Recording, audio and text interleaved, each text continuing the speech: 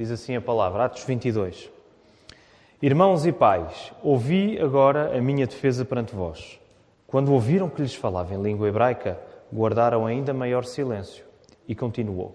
Eu sou judeu, nasci em Tarso da Cilícia, mas criei-me nesta cidade e aqui fui instruído aos pés de Gamaliel, segundo a exatidão da lei de nossos antepassados, sendo zeloso para com Deus, assim como todos vós o sois no dia de hoje. Persegui este caminho até à morte, prendendo e metendo em cárceres homens e mulheres, de que são testemunhas o sumo sacerdote e todos os anciãos. Destes, recebi cartas para os irmãos. Ia para Damasco, no propósito de trazer maniatados para Jerusalém, os que também lá estivessem, para serem punidos. Ora, aconteceu que, indo de caminho, e já perto de Damasco, quase ao meio-dia, repentinamente grande luz do céu brilhou ao redor de mim.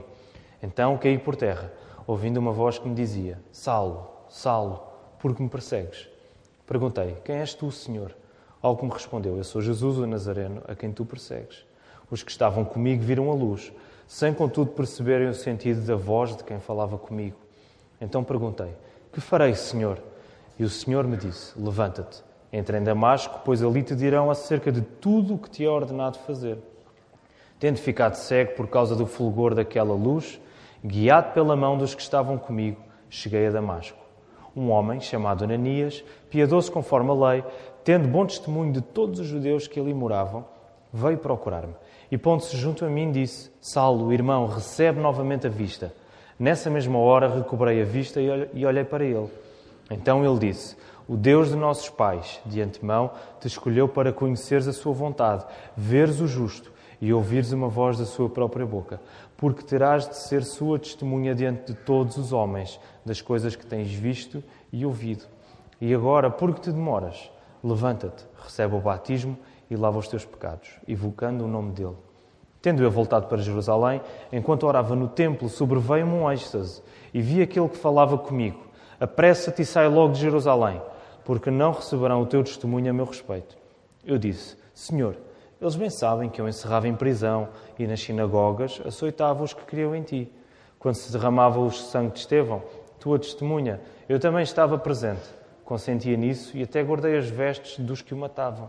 Mas ele me disse, vai, porque eu te enviarei para longe aos gentios. Ouviram-no até essa palavra e então gritaram, dizendo, tira tal homem da terra, porque não convém que ele viva. Ora, estando eles gritando, arrojando de si as suas capas, atirando poeira para os ares, ordenou o comandante que Paulo fosse recolhido à fortaleza e que, sob açoite, fosse interrogado para saber por que motivo assim clamavam contra ele. Quando estavam amarrando com correias, disse Paulo ao centurião presente, ser-vos-á porventura lícito açoitar um cidadão romano sem estar condenado? Ouvindo isto, o centurião procurou o comandante e lhe disse, que estás para fazer? Porque este homem é cidadão romano. Vindo o comandante, perguntou a Paulo, diz-me, és tu romano? Ele disse, sou. Respondeu-lhe o comandante, a mim me custou grande soma de dinheiro esse título de cidadão. Disse Paulo, pois eu o tenho por direito de nascimento. Imediatamente se afastaram os que estavam para o inquirir com açoites. O próprio comandante sentiu-se receoso quando soube que Paulo era romano, porque o mandara amarrar. No dia seguinte, querendo certificar-se dos motivos por que vinha ele sendo acusado pelos judeus, soltou-o e ordenou que se reunissem os principais sacerdotes e todo o sinédrio, e mandando trazer Paulo, apresentou-o perante eles. No sermão de hoje, chamado Submissão no meio de sarilhos, o meu objetivo é refletir no que acontece a Paulo, em Atos 22, olhando para a sua posição complicada ali perante a multidão e perante as autoridades romanas, ao mesmo tempo em que vemos no apóstolo um reflexo claro do caráter do Senhor Jesus Cristo. Contra a tendência humana e carnal de fazer-se valer de galões humanos, de méritos humanos, para escapar ao sarilho, a solução passará sempre por uma atitude verdadeiramente espiritual, que coloca sempre em destaque a submissão a uma autoridade que é superior a nós mesmos. E essa autoridade é o Senhor Jesus. A verdadeira liberdade nunca virá pela ausência de sarilhos. Nunca. A verdadeira liberdade virá sempre no meio dos sarilhos, através da submissão à autoridade de Jesus nas nossas vidas. É isto que nós queremos retirar para nós esta manhã no texto da palavra. Vamos ainda orar, irmãos. Senhor, estamos diante da Tua presença e por isso pedimos que nos dês humildade, Senhor. Nos dês um coração aberto para escutarmos o Teu Espírito Santo a falar connosco nesta hora, Senhor. É a Tua palavra que vai ser pregada, Senhor, não é a palavra de homens. Por isso eu quero-te pedir que me dês a sabedoria, a capacidade, o amor, a clareza para dizer as coisas que a Tua palavra diz, Senhor, não as coisas que eu quero dizer. Dirige-nos nesta hora, Senhor, que Tu sejas louvado, que o Teu Filho Jesus seja magnificado, Senhor. É isto que nós queremos pedir e agradecer no nome santo do Teu Filho Jesus. Amém. Não estranha se eu for olhando para aqui, porque, como já sabem, tenho aqui um cronómetro à minha frente, temos um horário a cumprir, porque a seguir temos um terceiro serviço de culto, então terei de estar atento ao cronómetro. Então, na semana passada nós fizemos uma pausa na nossa cronologia do Livro de Atos. O pastor Marco levou-nos de volta até ao capítulo 13. Foi um sermão muito abençoado em que pudemos começar já a preparar e a planear aquilo que será o futuro da nossa igreja, assente no padrão que vemos nas Escrituras na igreja de Antioquia, uma igreja totalmente voltada para espalhar o Evangelho ao mesmo tempo em que edifica aqueles que fazem parte da sua igreja. E hoje voltamos à cronologia, vamos avançar para o capítulo 22. Na semana passada, há 2 semanas, estivemos no capítulo 21. E se recordam, há 2 semanas, no capítulo 21, nós lemos Paulo em Jerusalém a ser alvo da ira dos judeus asiáticos, os judeus da diáspora que estavam ali em Jerusalém. Estes judeus agarraram Paulo, acusaram-no de ser contra a lei, contra o templo e quase o mataram. Isto porque Paulo estava a pregar a fé aos gentios. Tinha até introduzido um grego no templo, tinha sido acusado de colocar Trófimo dentro do templo. Então os judeus estavam a acusar Paulo, este sujeito é contra a lei, é contra a nossa lei. Então, Paulo é agarrado pelo comandante romano, que o tira daquela confusão, para o levar à fortaleza, para ser interrogado. E nas escadas, quando Paulo está a subir para a fortaleza, ele pede a palavra. E é aqui que acontece a ação do nosso texto. O povo está agora em silêncio para ouvir a defesa de Paulo, e o silêncio do povo fica agravado quando ouve Paulo a falar em língua hebraica, que seria o aramaico. Naquela altura era a língua comumente falada entre os judeus. O povo fica muito atento, porque Paulo está a falar na língua deles. Paulo identifica o seu auditório logo no versículo 1 como irmãos e pais. Isto é extraordinário. Tendo em conta aquilo que Paulo já sofreu às mãos daquela multidão, ele dirige-se a eles logo como irmãos e pais. E podemos dizer que a defesa de Paulo começa nestas 2 palavras, irmãos e pais. Palavras que são agregadoras, mostrando que Paulo não era contra os judeus. E na primeira parte do seu argumento, da sua defesa, que está entre o versículo 13 e o versículo 5, Paulo está preocupado em falar das suas raízes judaicas.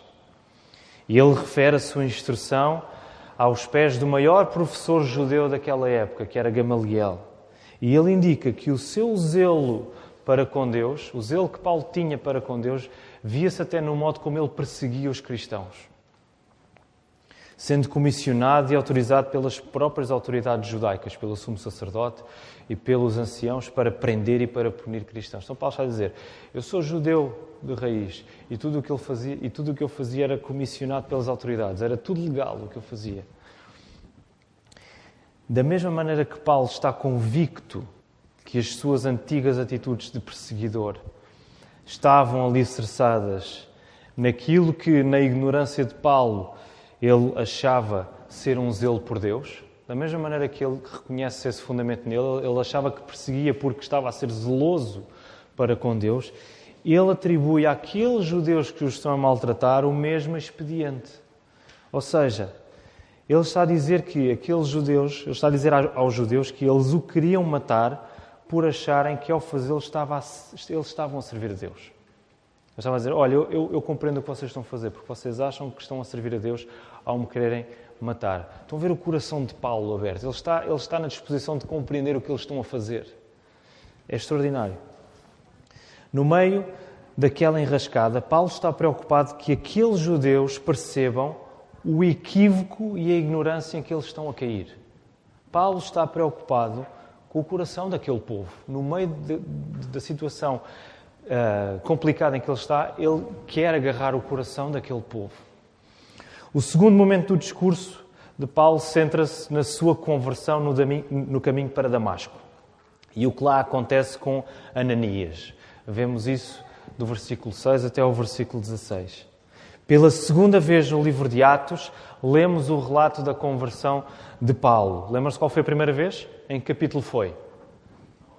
9. Alguém disse 9, Filipe? Boa. Capítulo 9, a primeira vez que lemos a conversão de Paulo, é repetida aqui no capítulo 22 e vai ser repetida uma segunda vez nos capítulos mais à frente. Então, o Senhor Jesus Cristo aparece pessoalmente a Saulo, na altura Saulo.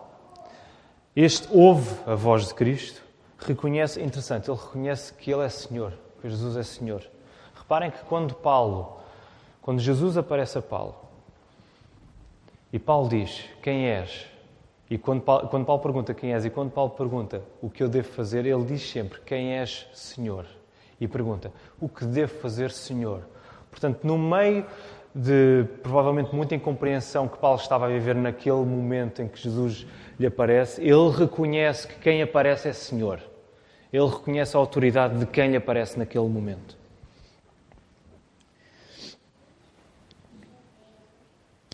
Então Paulo vê Jesus e fica cego com a luz da sua glória. E ao recordar a sua conversão, Paulo quer mostrar que a sua perseguição, tendo sido feita contra a Igreja, contra os cristãos, era feita contra o próprio Jesus. O próprio Senhor Jesus diz, eu sou Jesus Nazareno, a quem tu persegues. Jesus identifica-se com a Igreja a quem Paulo persegue.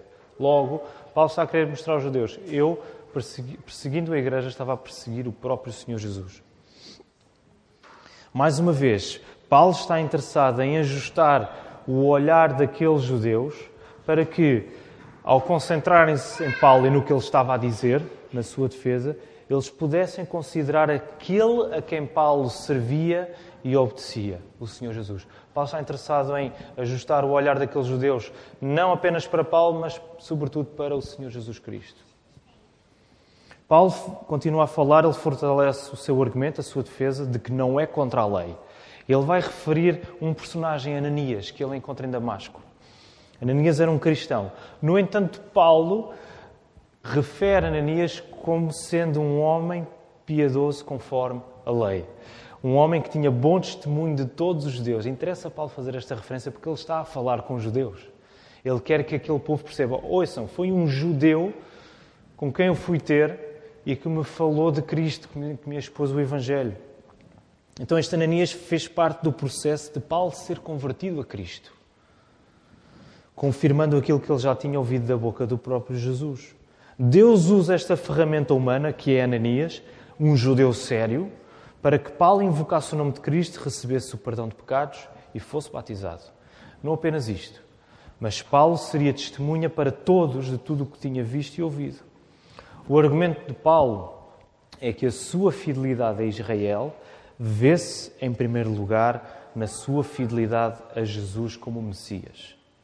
Esta fé em Cristo não joga contra os judeus, mas é a favor deles. Paulo está a dizer, a minha fidelidade a vocês judeus, a minha fidelidade ao judaísmo, a minha fidelidade a Israel, vê-se, em primeiro lugar, na minha fidelidade a Cristo.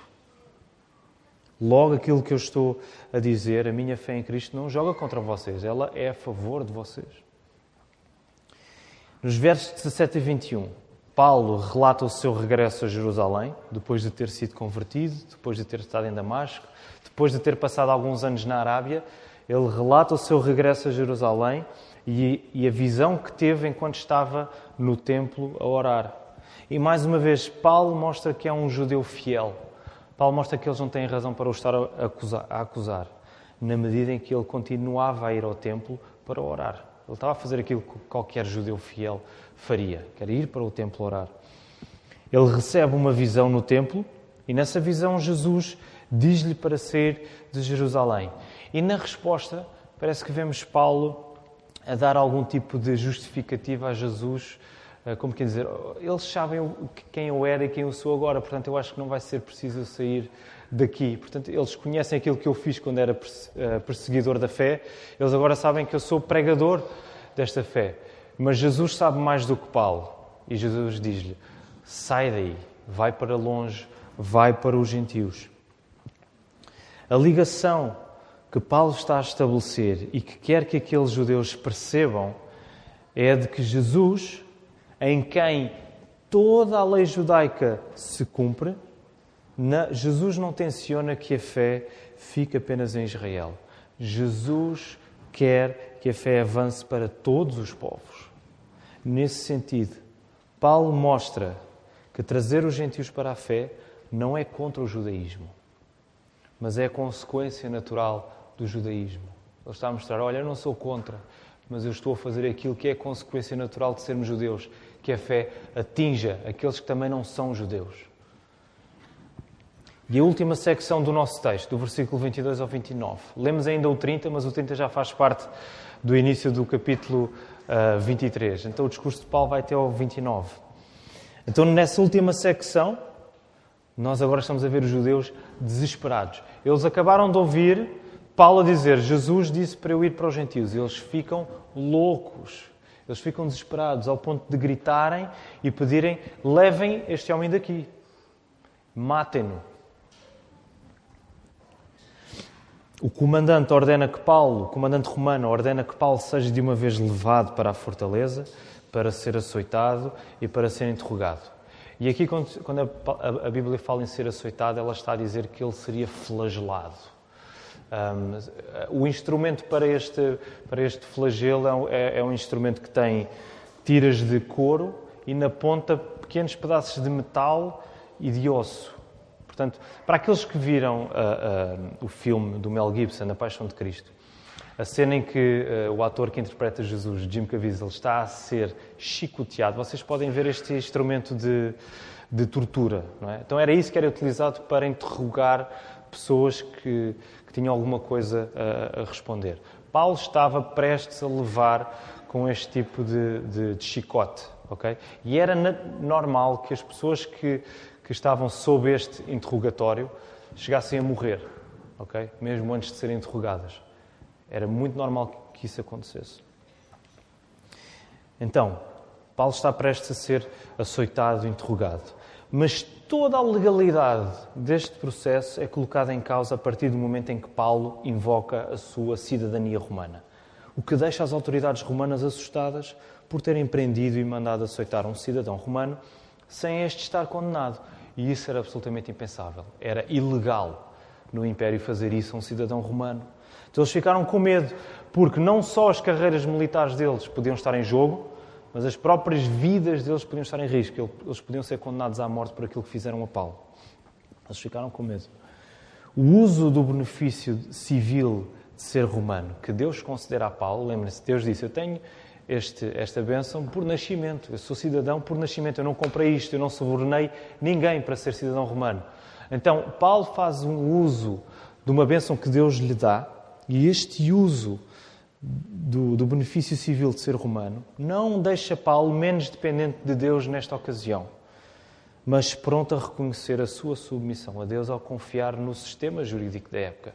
Paulo sabe que pode recorrer ao facto de ser romano porque Deus lhe deu esse privilégio, porque Deus lhe deu essa bênção. Então o facto de ele usar isso, ele está a honrar a Deus, ele não está a dizer, espera aí Deus, agora eu tomo conta do assunto. Não, eu vou continuar a confiar em Ti usando as ferramentas que Tu me deste. Ele continua a confiar em Deus. E no dia seguinte Paulo é solto e apresentado perante os principais sacerdotes e todo o Sinédrio. E o nosso texto termina aqui. Eu quero aplicar esta manhã o texto, este sermão, em 2 pontos. E o primeiro ponto de aplicação deste texto à nossa vida é reconhecer que, enquanto cristãos, somos chamados a mostrar, acima de tudo, o caráter de Cristo nas nossas vidas. Nós, enquanto cristãos, somos chamados a mostrar um caráter que reflete o caráter do próprio Senhor Jesus. O pastor Marco sublinhou este aspecto no domingo passado. A necessidade de termos como prioridade, enquanto igreja, a edificação da nossa igreja. para nos tornarmos cada vez mais à semelhança de Jesus. Esse é um dos nossos propósitos como igreja. É que cada um daqueles que pertencem à igreja, cada um dos membros, seja edificado, crescendo em semelhança ao Senhor Jesus Cristo, mostrando cada vez mais o caráter de Cristo. E aqui o exemplo do apóstolo Paulo é inexcedível. Eu creio que não conseguimos encontrar um exemplo tão forte de fidelidade e de caráter cristão em toda a história da igreja como o apóstolo Paulo. Na defesa que Paulo faz, o que ele mais quer não é salvar a sua pele. O que Paulo mais quer é mostrar o caráter glorioso de Cristo. E atenção, Paulo não deixa de ser rigoroso e não deixa de ser justo com as acusações que os judeus lhe estão a dirigir. Ele está a ser rigoroso, ele está a ser justo, ele está a responder convenientemente. Mas o seu rigor e a sua justiça estão a apontar claramente para Cristo. Essa é a preocupação de Paulo. No seu rigor e na sua justiça, ao responder às acusações, ele está a mostrar Cristo. Isto é extraordinário. O rigor... Porquê é que Paulo faz isto? Porque Paulo sabe que, por maior que seja o seu rigor, por maior que seja a sua justiça, por maior acertados que possa ser o seu rigor e a sua justiça, o rigor e a justiça de Paulo não têm o poder de salvar aqueles judeus. Paulo não tem o poder dele próprio convencer o coração daqueles judeus. Apenas Cristo tem o poder de fazer isso. Por isso é que a preocupação de Paulo é apontar para Jesus, é fazer esta ligação toda do seu percurso para, olha, o que eu estou a fazer não é contra a lei, antes pelo contrário, é o cumprimento da lei, porque Jesus cumpriu a lei. Logo, nós estamos a levar a fé a todos aqueles que creem em Jesus.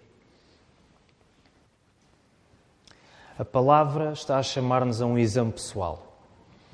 Deixa-me colocar a questão, de que modo é que em situações complicadas, em situações em sarilhos, temos sido tentados, acima de tudo, a salvar a nossa pele, e nesse processo de querermos, acima de tudo, salvar a nossa pele, escondemos dos outros o poder salvador de ouvir a voz de Cristo. Como é que isso tem acontecido na nossa vida? De nós queremos, acima de tudo, a solução para os nossos problemas, e nessa procura de solução, nós estamos a esconder dos outros à nossa volta a voz do próprio Senhor Jesus. Sabem que uma das maneiras poderosas em que a igreja é edificada é, de facto, nós vermos a fraqueza uns dos outros. Ela está à mostra. E nós percebemos que a solução para a fraqueza daquela pessoa não é a força que ela vai descobrir a algum lado, mas é Cristo a mostrar-se forte na vida dessa pessoa. E a igreja vai se edificando, confiando mais em Cristo, porque percebemos isso no exemplo do irmão ao meu lado. Um exemplo daquele irmão que sofreu, mas que teve a fidelidade para confiar em Cristo. Então, de que maneira é que nós procuramos soluções e, no meio disso, nós estamos a esconder a voz de Cristo para que outros possam ser salvos? Isto não significa que devemos abdicar das ferramentas que possam trazer justiça à nossa causa. Aliás, e vejam, Paulo usou essas ferramentas. Ele fez questão de confirmar que era um judeu, ele fez questão de dizer que era um cidadão romano também. E Paulo não pecou a fazer isso. Portanto, isto não significa que nós não usemos ferramentas, às vezes até legais, se tivermos algum tipo de problema legal, isso não significa que não façamos uso dessas ferramentas que possam trazer justiça à nossa causa. Mas significa que faremos isso confiando em Deus e desejando que nesse processo nós diminuamos e Cristo aumente. E eu acho que esta é uma tentação muito, muito presente em nós. Nós somos muito prontos a defendermos a nós próprios. Às vezes é acertado fazer isso, mas a maneira como o vamos fazer vai definir, de facto, onde é que está o nosso coração. Nós queremos mostrar Cristo ou queremos mostrar-nos a nós próprios? Queremos seguir mais o exemplo de Paulo ou queremos seguir mais um exemplo que esconda a voz de Cristo dos outros? Então este é o primeiro ponto da nossa aplicação. Que neste processo o caráter de Jesus seja moldado em nós. E que nos edifiquemos uns aos outros nisto. O segundo e último ponto da aplicação é reconhecer que submissão e liberdade andam de mãos dadas na vida do cristão. Não são opostos entre si. Isto parece estranho dizer isto, mas submissão e liberdade andam de mãos dadas na vida da igreja. Falar de submissão e falar de liberdade tem tanto de crucial quanto de controverso nos nossos dias. Há uma constante aversão ao termo submissão, não é de agora, já de algum tempo, e essa palavra é reputada como uma coisa genuinamente má. Não é? Se falarmos com pessoas que não têm fé, e às vezes falando de pessoas que têm a nossa fé, também vamos ouvir submissão é uma coisa terrível, é uma coisa má, mas não é assim que a palavra apresenta a submissão. Sabem que apesar de muitas vezes considerarmos a submissão uma coisa má, na verdade, nós nunca deixamos de viver em submissão. Porque reparem, nós submetemos-nos, nós até mesmo se rejeitamos a ideia de submissão, nós estamos a submeter-nos a isso. Nós estamos em submissão à própria ideia de que a submissão é má. Portanto, a submissão continua lá sempre. Nós submetemos a algum tipo de verdade, nós submetemos a alguma ideia, a alguma convicção. A submissão está sempre lá. O seu objeto é que muda. Por outras palavras, nós vivemos presos à liberdade que julgamos ter. Esta é das coisas mais... É um dos nossos ídolos, nós queremos liberdade em tudo o que nós fazemos. E nós julgamos que temos liberdade, mas acabamos por viver presos nessa liberdade que nós julgamos ter. E que procuramos. Não nos resta então alternativa se não avaliarmos onde devemos colocar a nossa submissão, a quem devemos ser submissos. E o texto é claro neste assunto, queridos irmãos. O único caminho para vivermos uma submissão que nos deixa completamente livres é o Senhor Jesus. Porquê? Porque é na submissão a Cristo, é no reconhecimento que só Jesus nos pode salvar. Só Jesus pode transformar a nossa vida.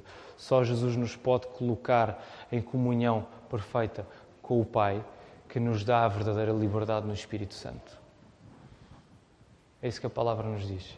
E por outro lado, se estamos submissos, deixem-me fazer assim, a nossa submissão a Cristo concede-nos liberdade no Espírito Santo. E o facto de estarmos livres no Espírito Santo dá-nos o desejo de continuamente queremos estar submissos a Cristo. Portanto, reparem, é um ciclo perfeito, que não termina. A nossa submissão dá-nos liberdade no Espírito e essa liberdade no Espírito leva-nos de volta para querermos continuar a ser submissos. É isso que nós vemos na vida de Paulo. Paulo era o homem mais livre que podia haver, porque ele estava pronto a ir para qualquer lado. Há maior liberdade do que esta, de estar pronto a morrer onde quer que fosse pelo nome de Jesus, e ao mesmo tempo ele procurava estar submisso ao Senhor Jesus. Há um aspecto extraordinário de mansidão em Paulo nestes versículos. Ele sabe que em Jerusalém seria preso, mas ele está pronto em aceitar o plano de Deus para que Cristo brilhe mais na sua vida e outros cheguem à fé. Paulo está pronto para morrer. Vemos isso há 2 semanas. Mesmo que as pessoas que estavam com ele dissessem não vás a Jerusalém porque tu vais ser preso. Ele disse, vocês não me façam isso, não quebrem o meu coração porque eu estou pronto a ir lá. Eu até estou pronto a morrer. Paulo está pronto a aceitar o plano de Deus para que seja Cristo a brilhar. Não o apóstolo Paulo, mas Cristo a brilhar. E nesse sentido, o livro de Atos também é sobre estarmos prontos para morrer por causa da nossa submissão a Cristo. Ler o livro de Atos é estarmos a trabalhar em nós esta prontidão para morrermos. A história da Igreja, que é a continuação da história de Cristo, por isso é que temos os Atos dos Apóstolos a seguir aos Evangelhos, a seguir à história de Cristo, vem a história da Igreja. Ela é a continuação da história de Cristo. Mostra que somos chamados a estarmos prontos para morrer, assim como Cristo não hesitou ao morrer pela sua Igreja. Cristo estava pronto para morrer pela sua Igreja e Ele morreu de facto pela sua Igreja e ressuscitou. Nós somos, por causa disso, libertados pelo Espírito Santo de vivermos no medo de morrermos, vivemos do medo de Deus não nos aceitar, porque somos aceitos em Cristo e agora estamos livres para viver para Ele. Isto só é possível porque fomos libertados pelo poder do Evangelho. O Evangelho dá-nos a coragem para vivermos de um modo em que cada dia é uma preparação constante para morrermos por causa de Jesus. Jesus morreu e ressuscitou no nosso lugar e ao fazê-lo, Ele libertou-nos do medo da morte porque Deus fez-nos seus filhos para sempre, pela fé em Jesus. Não há nada que nos possa separar disto. A nossa liberdade vem do facto, como diz Romanos 8, de nada nos poder afastar do amor de Deus que está em Cristo Jesus. Não há nada. Isto é a verdadeira liberdade. Mas ela só vem com a submissão à autoridade do Senhor Jesus. Era esta submissão que o apóstolo Paulo vivia. Esta submissão que ele mostrou. Esta liberdade ao mesmo tempo que ele mostrou perante as autoridades judaicas, perante o povo, perante as autoridades romanas. A nossa verdadeira liberdade está na nossa submissão ao Senhor Jesus, que nos amou e se entregou por nós. E quero terminar com uma pergunta para a Igreja. Estamos nós prontos para morrer pelo Evangelho? Que o Senhor nos ajude.